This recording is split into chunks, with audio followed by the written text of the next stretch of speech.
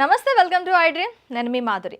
Pan India star Prabhas నటించిన కల్కి 2898 AD మరో 4 రోజుల్లో సిల్వర్ స్క్రీన్ పై సందడి చేసేందుకు సిద్ధంగా ఉంది. ఈ సినిమాను star director Nag Ashwin biggest science fiction మూవీగా తెరకెక్కించారు. ప్రముఖ నిర్మాత అశ్విని దత్ ఈ సినిమాను వైజంతి మూవీస్ బ్యానర్ పై భారీగా బడ్జెట్ ఉపయోగించి నిర్మించారు. ఇక కల్కి మేకర్స్ జూన్ 27న గ్రాండ్గా రిలీజ్ చేయనున్నారు. ఇకపోతే కల్కి రిలీజ్ టైం దగ్గర పడుతుండటంతో మేకర్స్ ఈ సినిమా అడ్వాన్స్ బుకింగ్స్ మొదలుపెట్టారు.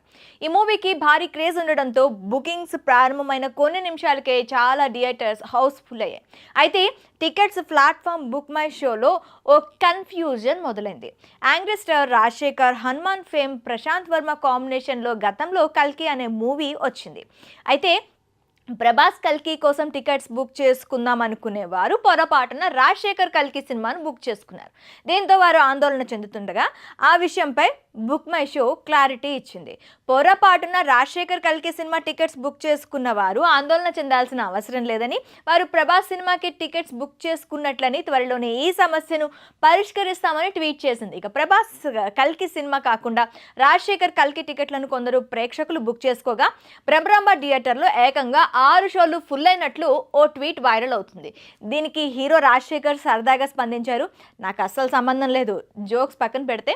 ఇకపోతే ప్రభాస్ కల్కి టీం అందరికీ నా బెస్ట్ విషెస్ అంటూ రాజశేఖర్ ట్వీట్ చేశారు. ఈ సినిమా చరిత్ర సృష్టించాలని కోరుకుంటున్నా అన్నారు రాజశేఖర్.